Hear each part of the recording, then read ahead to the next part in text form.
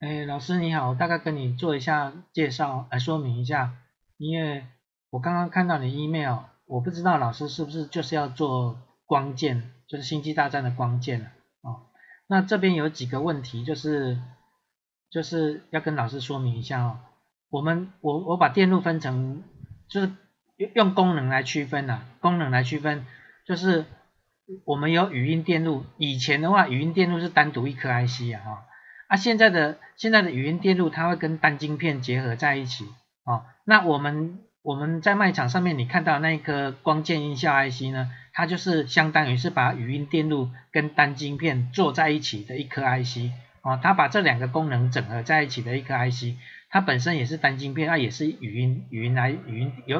就是单晶片含有语音电路的一个 IC 那你贴上去的那个三轴加速器的那个模组它的规格大部分都是我大概看一下规格它的界面有 SPI 跟 I2C 就 I2C 的这个界面这个界面是一个沟通的界面，就是标准，它的动作就是你只要写 SPI 或者写 I2C 就是 I2C 这个功能的话，就表示它有一个通讯协定，就是有一个规定，我的单晶片要跟它沟通，我一定要遵守这个规定，就是这个界面的规定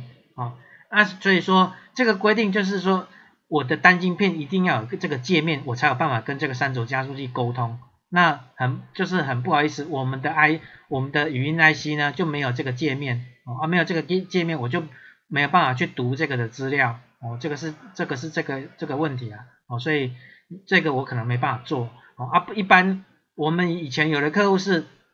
他自己用 Arduino 就是我不知道你知不知道 Arduino 它也是一种单晶片 IC 可是这个单晶片 IC 它没有语音功能所以说它就是单纯的一颗单晶片Arduino它本身有这个 SPI 跟 I2C 的这个界面，所以它可以去读取三轴加速器的资料它读到三轴加速器的资料，它再跟我的语音电路去做沟通所以它中间还有再增加一个那个 Arduino 的单晶片这样就可以做了如果说以我们的音效 IC 来讲，我们音效 IC 因为没有 SPI 跟 I2C 这个界面，所以我没办法去读这个东西大概就这个意思其实假设说你是要做光键音效 IC，我们很多客户都直接是用那个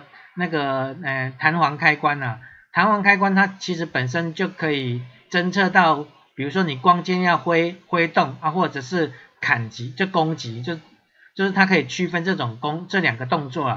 就是它是一个比较简单的方法就不需要用到三轴加速器这么复杂的东西。我们很多客户就直接用那个弹簧开关你如果不知道弹簧开关，你 Google 去搜取弹簧开关，你就可以发现弹簧开关其实也很简单要使用也很简单